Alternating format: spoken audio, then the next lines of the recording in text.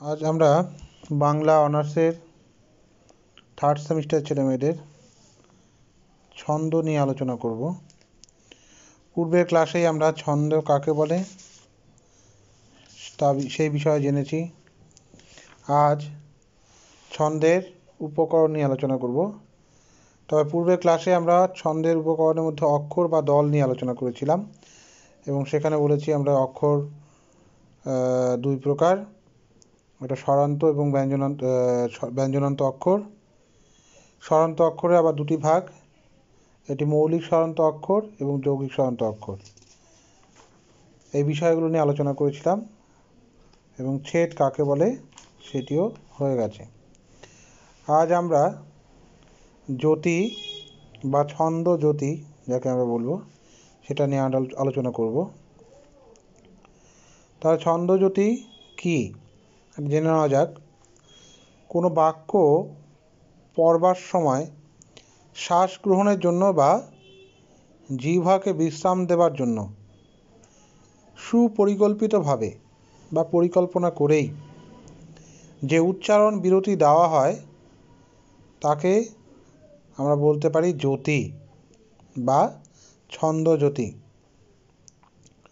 ছন্দের প্রয়োজনে যেহেতু এটির ব্যবহার বা প্রচলন বেশি, সেই কারণে কিন্তু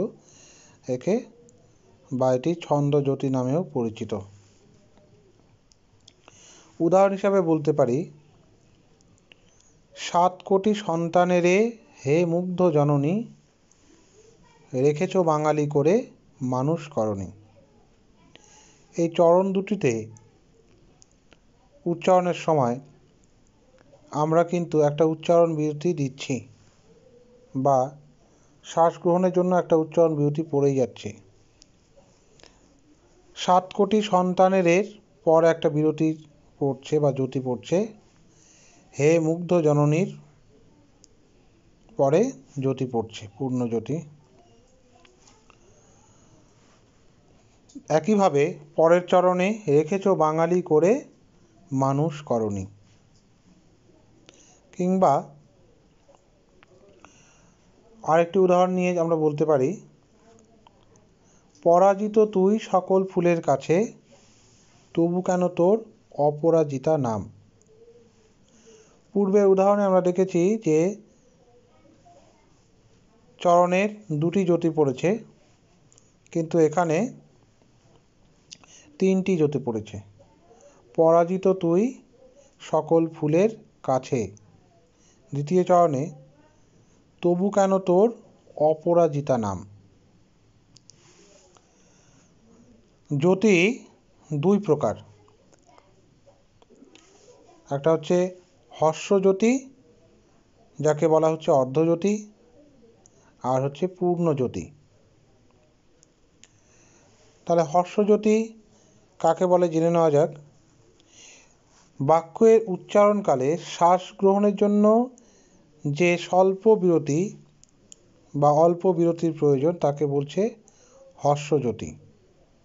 এবং একই রকমভাবে যে বেশিক্ষণ বিরতির প্রয়োজন হয় তাকে বলছি আমরা পূর্ণ জ্যোতি।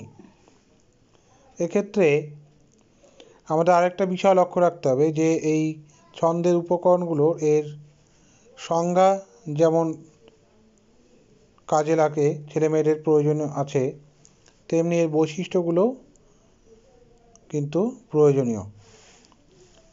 তাই জ্যোতির বৈশিষ্ট্য যদি আমরা বলি, কোনো বাক্য পড়ার সময় শ্বাস গ্রহণের জন্য যে বা জিহ্বাকে বিশ্রাম দেওয়ার জন্য যে বিরতি দেওয়া হয় তাকে বলা হচ্ছে জ্যোতি। আবার এই জ্যোতি কিন্তু পরিকল্পনা মাফিকও দেওয়া হতে পারে, সুপরিকল্পিতভাবেই। আবার বলছে যে বাক্যের উচ্চারণ জ্যোতি দুই প্রকার হতে পারে, একটা হচ্ছে হর্ষ জ্যোতি বা অর্ধজ্যোতি যাকে বলছে, অপরটি হচ্ছে গিয়ে পূর্ণ জ্যোতি। তাহলে এক্ষেত্রে বলবো যে অল্প বিরতির প্রয়োজন হয় বা স্বল্প বিরতি তাকে বলা হচ্ছে হর্ষ জ্যোতি, এবং পূর্ণ জ্যোতির বেলায় কিন্তু দীর্ঘ বিরতির বা বেশিক্ষণ বিরতির প্রয়োজন হয়। এই যে জ্যোতি বিষয়টি স্পষ্ট হলেই আমাদের পরের যে উপকরণ সেটা বুঝতে অনেক বেশি সহজ হবে। সে পরের উপকরণ হচ্ছে বা 4 নম্বর যে উপকরণ আমরা বলবো সেটি হচ্ছে একটা হর্ষজ্যোতি থেকে পর্ব বা পর্বাঙ্গ।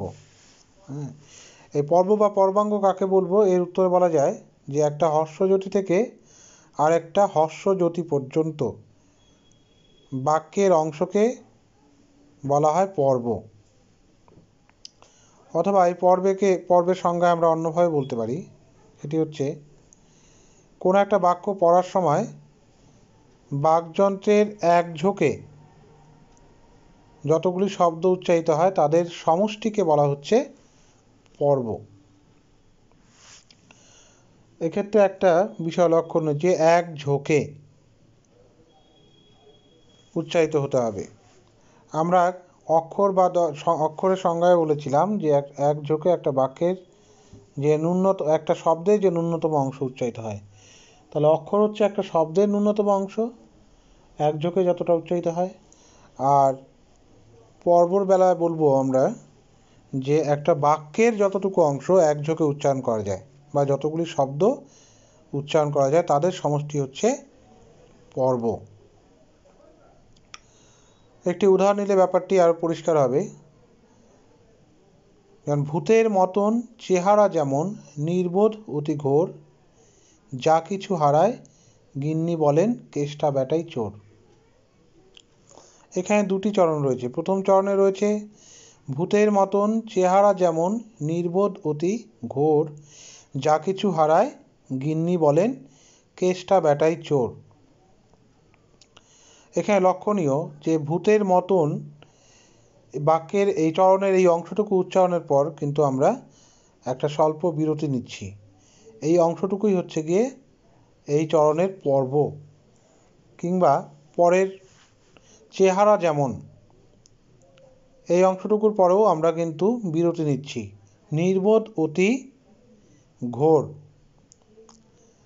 যা কিছু হারায় গিন্নি বলেন কেষ্টা বেটাই চোর। দ্বিতীয় চরণের ক্ষেত্রেও আমরা যে স্থানে বিরতি নিচ্ছি, বিরতি তাহলে আমরা কোথায় নিচ্ছি? যেখানে জ্যোতি পড়ছে, এবং পূর্ণ জ্যোতি নয় কিন্তু এটা হর্ষজ্যোতি, অর্থাৎ বাক্যের যে অংশে বা চরণের যে অংশের এক একটি হর্ষজ্যোতি পড়ছে, সেই হর্ষজ্যোতি দিয়ে বাক্যগুলোকে যে আমরা খণ্ডিত করি বা চরণগুলিকে আমরা যদি খণ্ডিত করি তাহলে কিন্তু আমরা পর্ব পেয়ে যাব।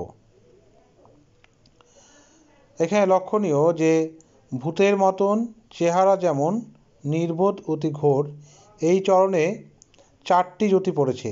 একইভাবে পরের চরণে যা কিছু হারায় গিন্নি বলেন কেষ্টা বেটাই চোর, এক্ষেত্রেও কিন্তু 4টি জ্যোতি পড়েছে, সে কারণে 4টি পর্বে চরণটি বিভক্ত হয়েছে। আর এই 4টি বিভাগের প্রত্যেকটি এক একটি ভাগই হচ্ছে বা প্রত্যেকটি ভাগই হচ্ছে এক একটি পর্ব।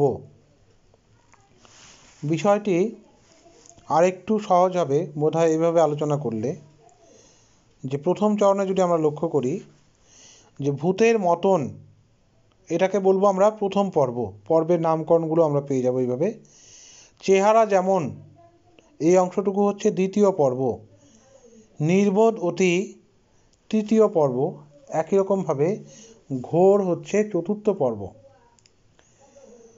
ঘোর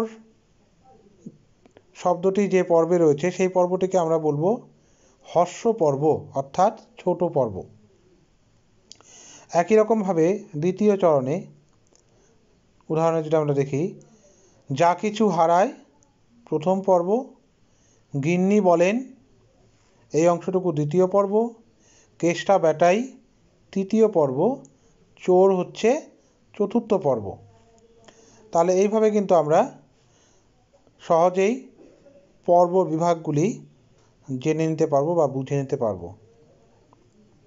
এই প্রসঙ্গে একটা কথা বলে রাখি যে বাংলা ছন্দের ক্ষেত্রে বা ছন্দ নির্মাণের ক্ষেত্রে পর্ব কিন্তু একটি গুরুত্বপূর্ণ উপকরণ। কেননা পর্বের অন্তর্গত ধ্বনির মাত্রা সংখ্যার হিসাব করেই কিন্তু আমরা ছন্দের প্রকৃতি বুঝতে পারি। অর্থাৎ পর্বের অন্তর্গত ধ্বনির মাত্রা সংখ্যা হিসাব করেই ছন্দের প্রকৃতি বুঝতে হয়। এই কারণে ছন্দের উপকরণগুলোর মধ্যে পর্বর স্থান কিন্তু একটি গুরুত্বপূর্ণ। এই উপপর্ব নিয়ে এবার আমরা আলোচনা করব যে উপপর্ব কাকে বলবো, বা পর্বাঙ্গ কিন্তু একে বলা হয়ে থাকে। তাহলে পর্বাঙ্গ বা উপপর্ব কি? তার উত্তরে বলা যেতে পারে যে পর্বের অন্তর্গত বিভিন্ন অক্ষরের উচ্চারণে স্বরপ্রবাহের যে হ্রাস বৃদ্ধি ঘটে তাকে ভিত্তি করেও পর্বকে আবার কিন্তু বিভিন্ন অঙ্গে ভাগ করা যায়, যাকে বলা হচ্ছে পর্বাঙ্গ।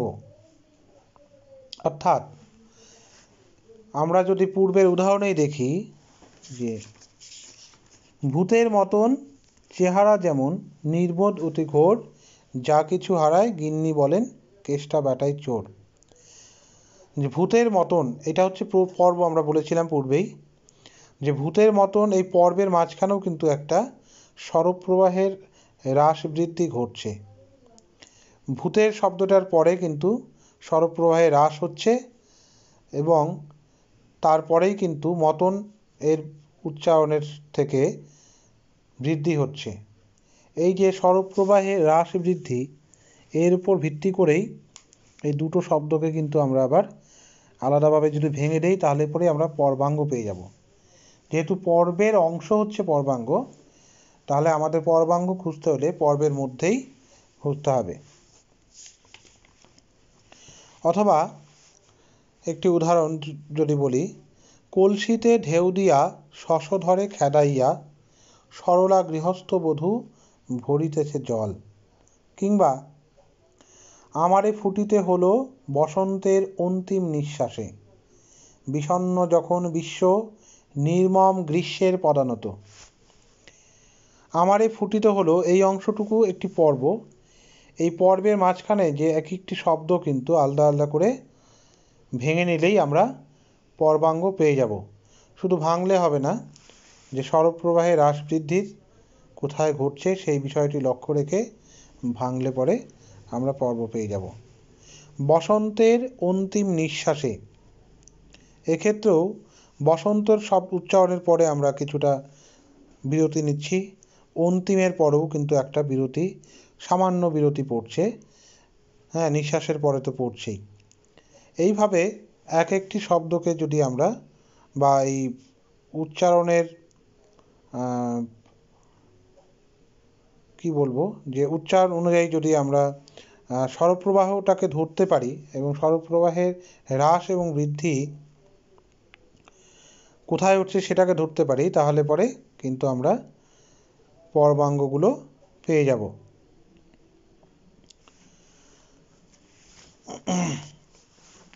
আমারে ফুটিত হলো বসন্তের অন্তিম নিঃশ্বাসে। আমারে ফুটিত হলো, এই পর্বর মধ্যে কিন্তু তিনটি পর্বাঙ্গ রয়েছে। একই রকমভাবে বসন্তের অন্তিম নিঃশ্বাসে, এই পর্ব মধ্যেও কিন্তু আমরা তিনটি পর্ব পাব। বিষণ্ণ যখন বিশ্ব নির্মম গ্রীষ্মের পদানত। বিষণ্ণ যখন বিশ্ব পর্যন্ত যদি পর্ব হয়, তাহলে এক্ষেত্রেও কিন্তু আমরা তিনটি পর্ব পেয়ে যাচ্ছি, বিষণ্ণ, যখন এবং বিশ্ব। নির্মম গ্রীষ্মের পদানত, একই রকমভাবে ভাঙলে আমরা পর্বাঙ্গ পেয়ে যাব। তাহলে পর্ব বা পর্বাঙ্গ নিয়ে আর অসুবিধা থাকার কথা নয়। এরপরে আমরা পরের উপকরণ, ছন্দের অন্যতম আরেকটি উপকরণ, যেটি হচ্ছে মাত্রা, ইংরেজিতে যাকে বলছি আমরা মোড়া। মাত্রার কি এর উত্তরে বলতে পারি বা বলা যায়, বলতে হয় যে একটি অক্ষর বা দল উচ্চারণে যে সময়ের প্রয়োজন হয় তাকে বলে মাত্রা। আমরা ছন্দের আলোচনার একেবারে শুরুতেই প্রথম ক্লাসেই অক্ষর নিয়ে আমরা আলোচনা করেছিলাম। এক্ষেত্রে আরেকটু বলে নেই যে অক্ষর কাকে বলে, একটু মনে করিয়ে দিই যে বাকযন্ত্রের স্বল্প প্রচেষ্টায় বা স্বল্প প্রচেষ্টায় বা অল্প প্রচেষ্টায় একটি শব্দের যতটুকু অংশ উচ্চারণ করা যায় বা যে অংশ উচ্চারণ করা যায় এক ঝোঁকে অবশ্যই, তাকে বলছে অক্ষর বা দল। অক্ষর এক্ষেত্রে আমরা বলেছিলাম যে একটি অক্ষরে একটি মাত্র স্বরধ্বনি থাকবে, ব্যঞ্জনধ্বনি এক বা একাধিক থাকতেই পারে। আবার কখনো কখনো স্বরধ্বনি নিজেও কিন্তু অক্ষর হয়, ব্যঞ্জনধ্বনির সাহায্য ছাড়াই বা ব্যঞ্জনধ্বনি ছাড়াই। তাহলে এই ক্ষেত্রে আমাদের সেই বিষয়টি মনে রেখে যদি করি, তাহলে পরে মাত্রাটা বুঝতে বোধহয় একটু সহজ হবে। যে একটি অক্ষর বা দল উচ্চারণে যে সময়ের প্রয়োজন হয় তাকে বলছে মাত্রা। মাত্রা তাহলে হলো ধ্বনি বা অক্ষর পরিমাপের একটা মানদণ্ড। তার মাত্রা হচ্ছে ধ্বনি বা অক্ষর পরিমাপের একটা মানদণ্ড বা এককও বলতে পারি। আবার বলছি, একটা অক্ষরের উচ্চারণে যে সময়ের প্রয়োজন হয় সেই সময়টাকেই বলছে মাত্রা। ভিন্ন ভিন্ন ছন্দে মাত্রা গণার পদ্ধতিও ভিন্ন ভিন্ন রকম।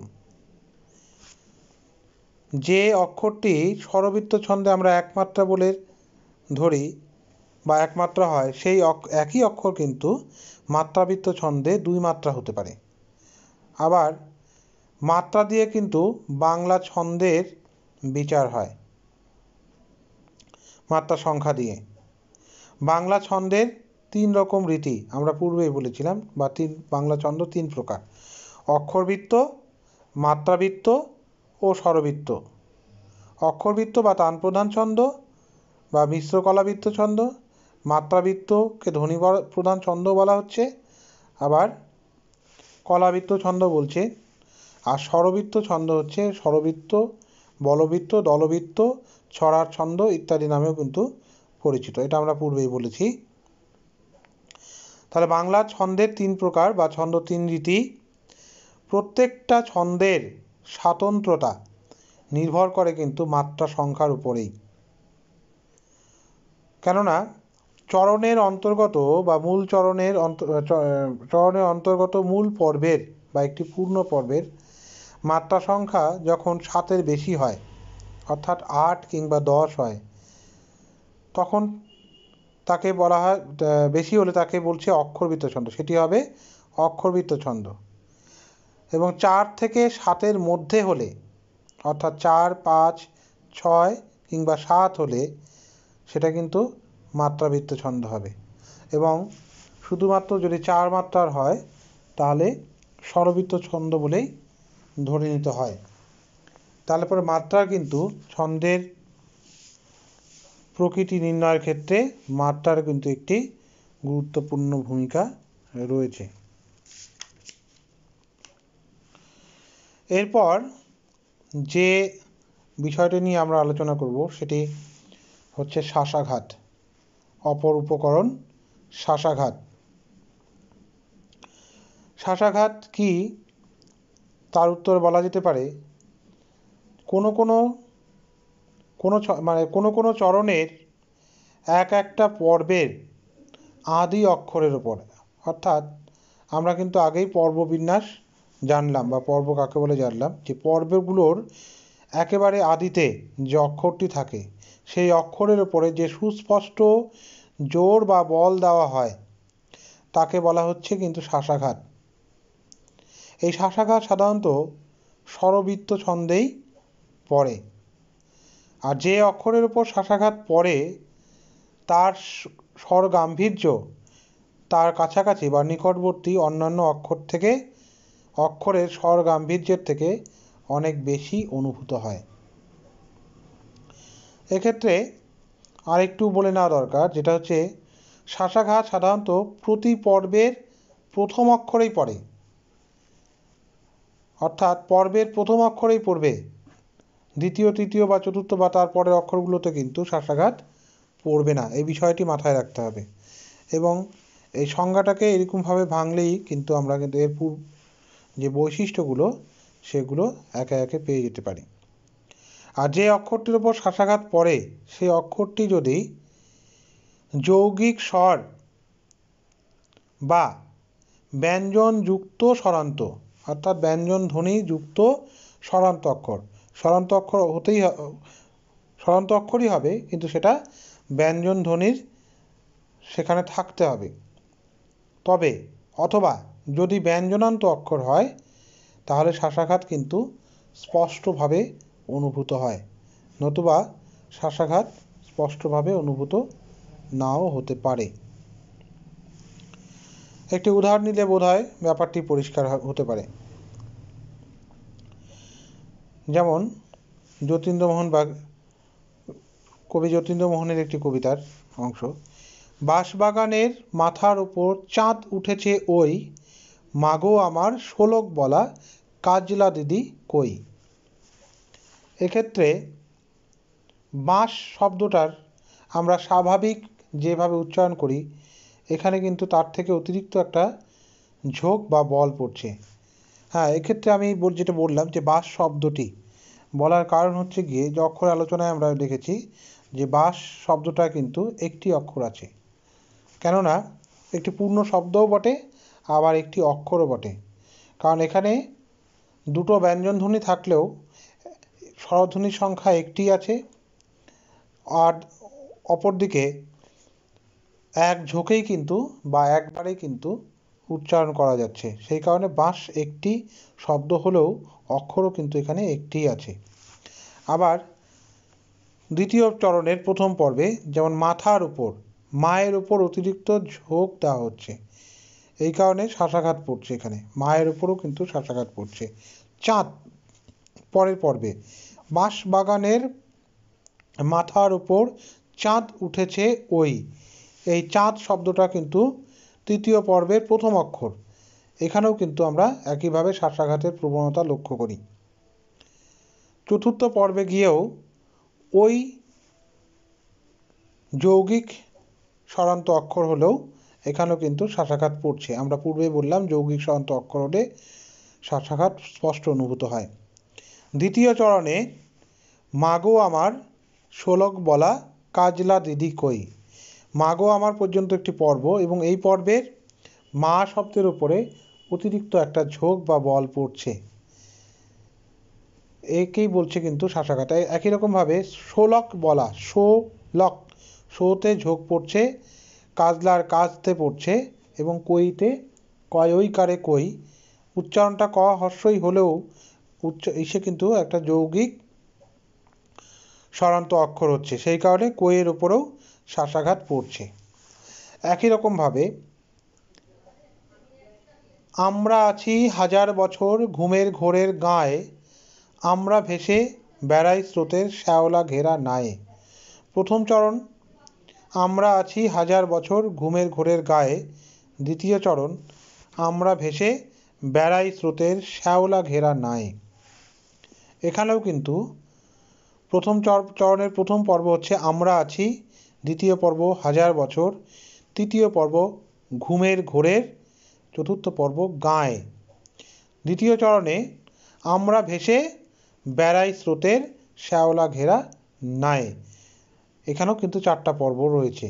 এবং লক্ষণীয় যে প্রত্যেকটা পর্বের আদি অক্ষরে কিন্তু একটা ঝোঁক বা বল পড়ছে। হ্যাঁ, আমরার আম হলন্ত অক্ষরের উপরে ঝোঁক পড়ছে। একই রকমভাবে দ্বিতীয় পর্বে হাজারের হা স্বরান্ত অক্ষর, এটিতেও কিন্তু ঝোঁক পড়ছে। ঘুমের ঘু স্বরান্ত অক্ষরেও শ্বাসাঘাত পড়ছে, গায়ের গা স্বরান্ত অক্ষরেও শ্বাসাঘাত পড়ছে। একই রকমভাবে আমরার আমতে, বেড়াইয়ের বেতে, শ্যাওলার শ্যাওতে এবং নায়ের না অক্ষরে কিন্তু শ্বাসাঘাত পড়ছে। তাহলে এই যে অতিরিক্ত ঝোঁক বা বলের যে প্রবণতা আমরা লক্ষ্য করলাম, এই বিষয়টিকেই বলছে শ্বাসাঘাত। শ্বাসাঘাত আমরা পূর্বেই বলেছি যে স্বরবৃত্ত ছন্দেই অনুভূত হয় এবং স্বরবৃত্ত ছন্দেই পড়ে। আজ এই পর্যন্তই। পরের ক্লাসে আমরা পরের পর্বগুলো নিয়ে আলোচনা করব।